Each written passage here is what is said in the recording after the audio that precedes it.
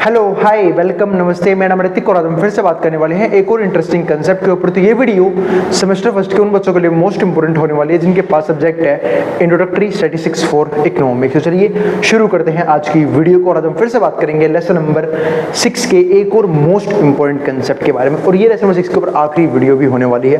तो lesson number 6 जो है वो हमारे पास क्या था, random variables and probability distribution. ठीक है, इसकी मात्र 2 वीडियोस में मैंने पहले बताया था कि चैप्टर छोटा सा है, जल्दी कवर हो जाएगा। तो पहले वीडियो में सारे मोस्ट इंपोर्टेंट टॉपिक्स देख लिए थे। अब लेसन नंबर 2 का बस कुछ टॉपिक बाकी है, वो हम देख लेते हैं। फिर जो है, क्योंकि मैंने आपको याद होगा पिछली वीडियो में करवाया था आपको डिस्क्रीट रैंडम वेरिएबल, आज की वीडियो में बात करेंगे कंटिन्यूअस रैंडम वेरिएबल के बारे में। ठीक है, तो वो समझेंगे। तो और इस कंप्लीट सीरीज के नोट्स भी ऑलरेडी प्रिपेयर हो चुके हैं with important question answer PDF. जिन बच्चों को वो नोट्स परचेज करने हैं वो इस नंबर पर जाए 9667836336 हमें व्हाट्सएप करके नोट्स मिल सकते हैं। और अगर भाई वीडियो पसंद आई तो वीडियो को लाइक किए बिना मत जाना और चैनल को सब्सक्राइब भी कर देना ऐसी वीडियोस के लिए, और शेयर भी कर देना उन बच्चों में जिन बच्चों का एग्जाम होने वाला है सेम सब्जेक्ट का। अब चालू करते हैं आज की वीडियो। तो हम पढ़ने वाले हैं प्रोबेबिलिटी डेंसिटी फंक्शन को, और वो भी किसी केस में कंटिन्यूअस रैंडम वेरिएबल के केस में। तो पहले एक मेजर डिफरेंस समझते हैं कि भैया आपने पहले करवाया था डिस्क्रीट रैंडम वेरिएबल, अब आप करवा रहे हो कंटिन्यूअस रैंडम वेरिएबल। दोनों में डिफरेंसेस क्या है? देखो डिस्क्रीट में क्या होता है, जब भी मैंने बोला था उस टाइम पे, जब भी एक फिक्स वैल्यू आती है, काउंटेबल कुछ भी होता है, एक फिक्स वैल्यू आती है, जहां पे हम इंटरवल्स की बात नहीं कर रहे होते, उसको हम बोलते हैं डिस्क्रीट रैंडम वेरिएबल की। जैसे मैं आपको एग्जांपल देता हूं, आप एक डाइस को रोल करो। अगर आप एक डाई को रोल करोगे तो डाई पे या तो 1 आएगा या 2 आएगा या 3 आएगा या 4 आएगा या 5 आएगा या 6 आएगा। क्या 1.1 आएगा? क्या 1.2 आएगा? क्या 1.3 आएगा? क्या 5.4 आएगा? है ना? तो पॉइंट वाइज नंबर तो नहीं आएंगे। क्या मैं बोलूंगा 5.61 आएगा?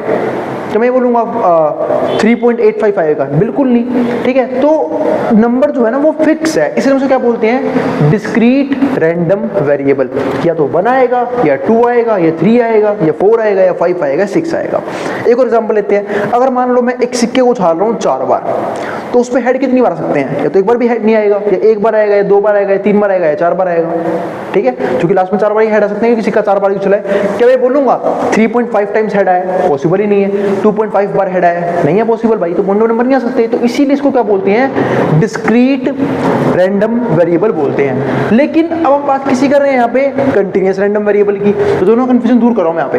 कंटिन्यूअस में क्या होता है कि जब एक इंटरवल के बीच में इनफाइनाइट वैल्यूज आ जाए ना, उसको मैं पे क्या बोलते हैं, कंटिन्यूअस रैंडम वेरिएबल बोलते हैं। सपोज करो एक ऑफिस है, ठीक है, या फिर मान लो आपका कॉलेज ही है, आपके कॉलेज में कोई क्लास चल रही है, उसमें 50 बच्चे बैठे हुए हैं। 50 बच्चों का वेट जो है वो एक प्रॉपर एक पर्टिकुलर इंटरवल के बीच में है, लेकिन वो वेट कैसे हो सकता है? ठीक है, मान लो किसी का वेट ऐसे है 50.65, किसी का हो सकता है 50.61, 57.63। मतलब इसको बोलते हैं कि भाई 2 इंटरवल के बीच में इनफाइनाइट वैल्यूज आ रही हैं, पॉइंटों में नंबर्स आ रहे हैं। या फिर बोलूं आपकी लोकेलिटी में या फिर आपके सोसाइटी में जितने भी लोग रहते हैं सबका वेट मेजर करो, तो एक पर्टिकुलर इंटरवल के बीच में जरूर होंगे। हो सकता है सबका वेट 20 और 100 के बीच में हो, ठीक है, लेकिन इनफाइनाइट वैल्यूज होंगी, पॉइंटों में भी नंबर आएंगे। इसलिए उसको हम क्या बोलते हैं, कंटिन्यूअस रैंडम वेरिएबल। तो ये डिफरेंस होता है डिस्क्रीट रैंडम वेरिएबल में और कंटिन्यूअस रैंडम वेरिएबल में। उम्मीद आप लोगों को ये तो समझ आ गया कि भैया डिफरेंस क्या होता है। अब आगे देखते हैं। तो for continuous random variable x that can be take all possible values, आप हर एक पॉसिबल वैल्यू लेते हैं बिटवीन सर्टेन लिमिट्स, एक सर्टेन लिमिट्स के बीच में, यानी कि एक 2 पॉइंट ले लिए, उनके लिमिट के बीच में इनफाइनाइट वैल्यूज है सब लेते हैं हम यहाँ पे। We consider the small interval, हमने मान लो एक स्मॉल इंटरवल ले लिया x प्लस में x plus delta x। Delta x का मतलब क्या है, छोटा सा चेंज है x के अंदर, है ना। इन दोनों पॉइंटों के बीच में हमने क्या कर लिया, यहाँ पे एक स्मॉल इंटरवल के बीच में बहुत सारी वैल्यू ले ली, बहुत सारी लिमिट रख ली। ऑफ लेंथ डेल्टा x, देखो लेंथ क्या है, डेल्टा x है यहाँ पे। If fx is any continuous function, जहाँ पे fx हमारा क्या है, कोई भी कंटिन्यूअस फंक्शन है, किसका, x का, क्योंकि मैं पे कंटिन्यूअस फंक्शन की बात करते हैं। क्योंकि कंटिन्यूअस फंक्शन में ग्राफ पे 2 इंटरवल के बीच में बहुत सारे पॉइंट हो सकते हैं, आप कितने पॉइंट लगा लोगे। फॉर एग्जांपल यहीं पे देखो, मैंने ग्राफ बनाया, ये मैंने ग्राफ बनाया density curve between a and b। Density curve है a और b के बीच में, गिवन बाय प्रोबेबिलिटी जो x है वो a से b के बीच में है। अब a से b के बीच में बतेरे पॉइंट हो सकते हैं।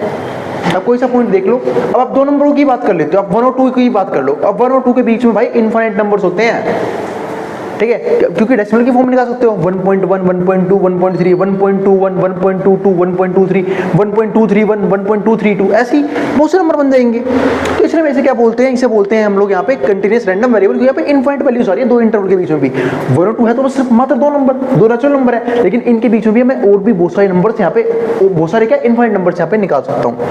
तो of x such that fx delta x represent the probability, ये रिप्रेजेंट करता है प्रोबेबिलिटी को, that x lies in infinite small interval, जहां पे x लाई करता है एक इनफाइनाइट स्मॉल इंटरवल के बीच में x plus delta x, x plus delta x के बीच में, दैट इज देखो ये रहा, जहां पे हमारा जो ये x है, ठीक है, वो लाई कर रहा है x और x प्लस डेल्टा x के बीच में, इसे भी स्मॉल x बना लेता हूं, ठीक है, और हमारा क्या आ रहा है, ये रहा हमारा प्रोबेबिलिटी फंक्शन, ठीक है, तो ये हमारा क्या हो गया यहाँ पे रिप्रेजेंट द प्रोबेबिलिटी, ठीक है, तो इसके बराबर होगा। अब आगे समझते हैं फंक्शन fx सो डिफाइंड। अब बता देता हूं, ये तो सिर्फ थ्योरेटिकल टॉपिक है, मेन पार्ट ये है properties of probability density function. ये पढ़ने के बाद जो है ना मोस्टली चीजें खत्म हो जाएगी।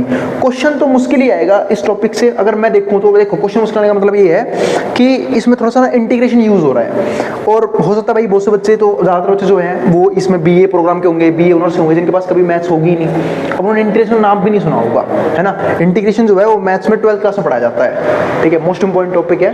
तो अगर मैं देखूंगा अगर प्रीवियस ईयर में कुछ पास्ट ईयर्स में इसके क्वेश्चन आए हुए हैं एक दो भी, तो मैं इसको लास्ट में जब मैं PYQ करूंगा तो क्वेश्चन करवा दूंगा मैं इसके, वरना हम सिर्फ इस टॉपिक को थ्योरेटिकली पढ़ के इसकी प्रॉपर्टीज याद करके एग्जाम को दे सकते हैं। मतलब टॉपिक को सिर्फ समझ लो, समझना काफी इंपॉर्टेंट है, क्योंकि हो सकता है थ्योरेटिकल क्वेश्चन याद है, प्रॉपर्टीज ही पूछ ले आप लोगों से, तो आपको कम से कम वो तो याद हो, क्वेश्चंस तो हम बाद में देख लेंगे इसके।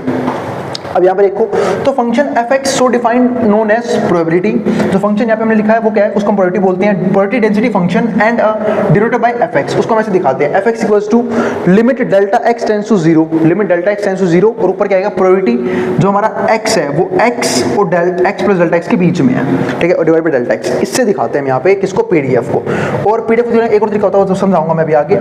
Late x be a continuous random variable, अगर मान लो x कोई भी कंटिन्यूअस रैंडम वेरिएबल है, जैसे यहाँ पे आपको याद होगा, अगर मैं बात करूं किसके डिस्क्रीट रैंडम वेरिएबल की, वहां पे हम प्रोबेबिलिटी मास फंक्शन निकालते थे, ठीक है, यहाँ पे हम क्या निकालते हैं, प्रोबेबिलिटी डेंसिटी फंक्शन PDF, है ना। तो यहाँ पे देखो, तो कंटिन्यूअस रैंडम वेरिएबल है, प्रोबेबिलिटी डिस्ट्रीब्यूशन और प्रोबेबिलिटी डेंसिटी फंक्शन, तो वहां पे प्रोबेबिलिटी डिस्ट्रीब्यूशन क्या बोलते थे, प्रोबेबिलिटी मास फंक्शन PMF, यहाँ पे क्या बोलते हैं, PDF, probability density function, PDF of x is a function PX such that for any two numbers, कोई भी दो नंबर A और B के बीच में with a less than equals to b, ठीक है, और जो x है वो a और b के बीच में है, जैसे मान लो a और b दो हमारे पॉइंट हैं जिनके बीच में इनफाइनाइट नंबर्स हैं, ठीक है, मतलब इनफाइनाइट आप प्रोबेबिलिटीज भी कह सकते हो, नंबर्स भी कह सकते हो, तो इंटरवल है, ठीक है, a और b, उसके बीच में fx का इंटीग्रेशन करना है। तो ये हमारे पास क्या होगा इस क्वेश्चन का PDF, और यहाँ पे एक बात मैंने लिख भी दी है, देखो शायद ये रहा, probability between a and b, अगर आपको a और b के बीच में सारी प्रोबेबिलिटीज निकालनी है, जहां पे आपका x है प्रोबेबिलिटी वो a और b के बीच में है, कैन बी ऑब्टेन्ड, आप इसे निकाल सकते हो by integrating the density function, density function का इंटीग्रेशन करके, यानी कि a से b fx का इंटीग्रेशन करके। वैसे आपको एक चीज और बता देता हूं, इंटीग्रेशन से पढ़ा होगा आप लोगों ने कि अगर जिन्होंने मैथ पढ़ रखी है कि इंटीग्रेशन से ना एरिया आता है, जब हम पहली बार इंटीग्रेशन करते हैं, ठीक है, तो क्या आता है, एरिया निकलता है। तो ये देखो, ये हमारे पास क्या होता है, एरिया निकालने का तरीका होता है अनबाउंडेड कर्व का। तो जैसे हम a से b इंटीग्रेशन कर देंगे, तो यहाँ के बीच में जितनी प्रोबेबिलिटी फंक्शन बन सकते हैं ना, प्रोबेबिलिटी बन सकती है, वो सबका सब क्या आ जाएंगे, ऑब्टेन हो जाएंगे, सबके सब क्या आ जाएंगे, आ जाएंगे। तो ये मैंने आपको समझा दिया। अब एक नोट है वो पढ़ लेते हैं, which is the probability that x takes value in interval a b, मान लो कोई वैल्यू ले ली हमने a और b के बीच में, is the area, तो वो तो हमारा एरिया है, a और b के बीच में जो भी वैल्यू है तो एरिया है, इसे तो हम इंटीग्रेशन यूज करते हैं निकालने के लिए। अब this interval and under the graph of density function, और ये क्या होता है, ये किसी ग्राफ के बीच में होता है, under the graph of density function, the value of function FC, ठीक है, तो जो वैल्यू है फंक्शन की FC पे at a point irrelevant in this case, तो क्या हो जाएगा, इररिलेवेंट हो जाएगा, क्योंकि हम एक पर्टिकुलर पॉइंट यहाँ पे नहीं ले सकते हैं, क्योंकि हम बात कर रहे हैं कंटिन्यूअस रैंडम वेरिएबल की, जहां पे इनफाइनाइट पॉइंट्स होते हैं, तो अगर हम एक पर्टिकुलर पॉइंट की बात करें तो इररिलेवेंट हो जाएगा, and does not provide the value PX equals to C as in the case of discrete case, ठीक है, क्योंकि ये चीजें किसमें होती है, डिस्क्रीट केस में, क्योंकि डिस्क्रीट केस में होती है फिक्स वैल्यू, क्या इसमें होती है कंटिन्यूअस रैंडम वेरिएबल में, बिल्कुल नहीं होती, डिस्क्रीट में होती है फिक्स वैल्यू, और कंटिन्यूअस में जो है ना वैल्यू बहुत ज्यादा डिफरेंशिएट करती है, और यही नहीं दो इंटरवल्स के बीच में इनफाइनाइट पॉइंट्स होते हैं। अब इसी बात को आगे देखो, in case of continuous random variable, अगर हम बात करें कंटिन्यूअस रैंडम वेरिएबल की, probabilities are always associated with intervals. तो जो प्रोबेबिलिटी है वो हमेशा इंटरवल्स के बीच में ही निकाली जाती है, and therefore probability value when random variable takes a value c, अगर मान लो कि किसी एक पर्टिकुलर वैल्यू c पे हम निकाल भी रहे हैं, then px equal to c पे क्या हो जाएगा, 0 हो जाएगा for any real constant c, किसी भी रियल कांस्टेंट c पे, क्योंकि हम यहाँ पे बहुत सारे प्रोबेबिलिटीज की बात करते हैं, इनफाइनाइट नंबर्स की बात करते हैं दो इंटरवल्स के बीच में। अब आता है मोस्ट, ये तो हुआ सारी थ्योरी कवर।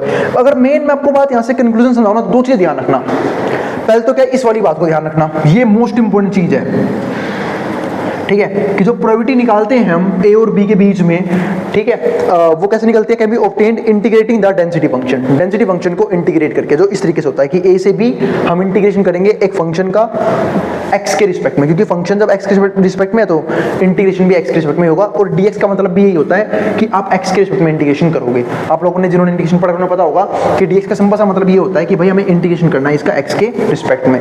अगर यहाँ पे एफ वाई होता तो यहाँ पे भी क्या होता है, डी वाई होता, ठीक है, तो ये चीज ध्यान रखना।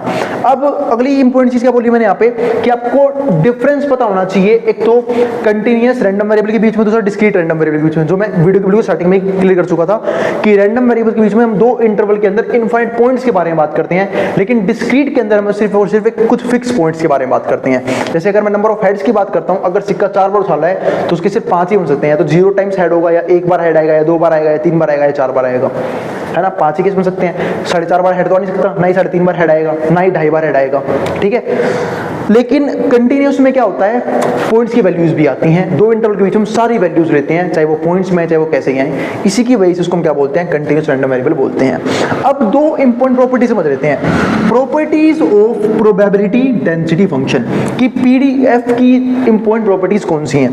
पहला पॉइंट क्या आया, PDF of a continuous random variable, अगर हमें पीडीएफ निकालना है किसी भी कंटिन्यूअस रैंडम वेरिएबल का एक्स का, if it's value px satisfy the following to conditions, उससे पहले उसको ही दो कंडीशंस माननी पड़ेगी। पहली कंडीशन क्या है कि जो प्रोबेबिलिटी है वो ग्रेटर देन इक्वल्स टू 0 होनी चाहिए, जो कि होती है ना, होनी चाहिए क्या, क्योंकि प्रोबेबिलिटी नेगेटिव नहीं चलेगी, है ना, प्रोबेबिलिटी क्या होनी चाहिए, पॉजिटिव होनी चाहिए, तो प्रोबेबिलिटी की वैल्यू पॉजिटिव हो, ग्रेटर देन 0 हो, या फिर 0 के इक्वल हो।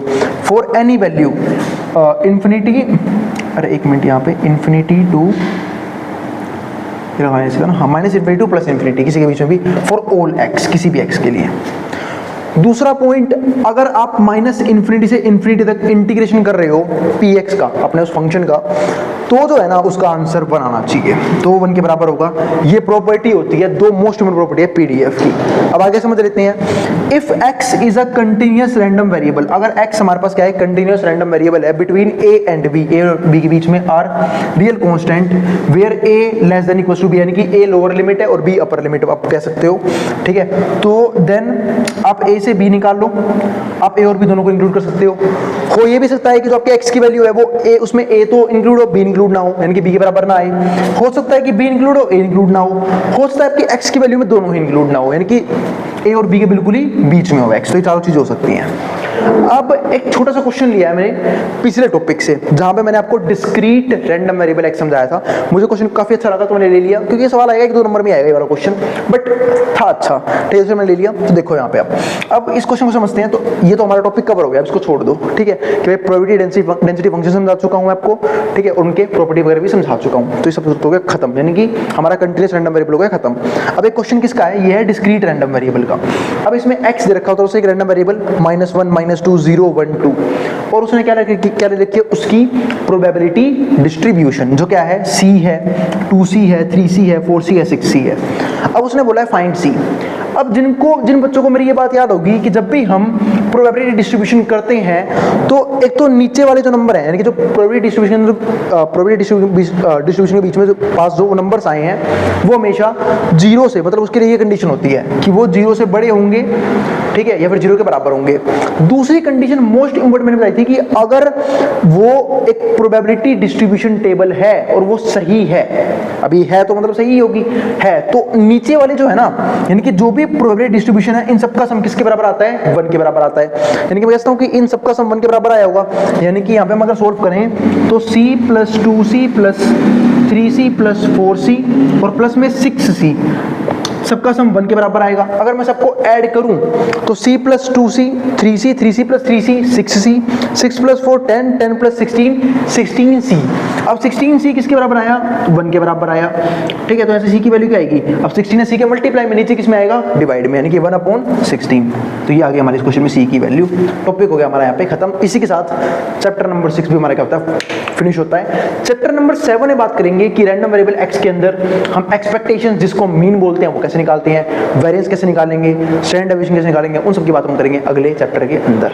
तो उम्मीद है आपको चैप्टर समझ में आ चुका है। फिर भी कोई भी डाउट, कोई भी क्वेरी रह गई हो, आप कमेंट बॉक्स में कमेंट कर देना। मैं अपकमिंग वीडियोस में या फिर जब मैं PYQs बनाऊंगा, या फिर मैं सोच रहा हूँ कि सीरीज के क्लास में ना ऐसी कुछ वीडियोस भी बनाऊंगा जहाँ पे मैं सारे डाउट्स जो है ना एक बार में कवर कर लूंगा, जो भी बच्चों ने कमेंट्स में लिखे हैं। ठीक है, तो मिलते हैं अगली वीडियो के अंदर।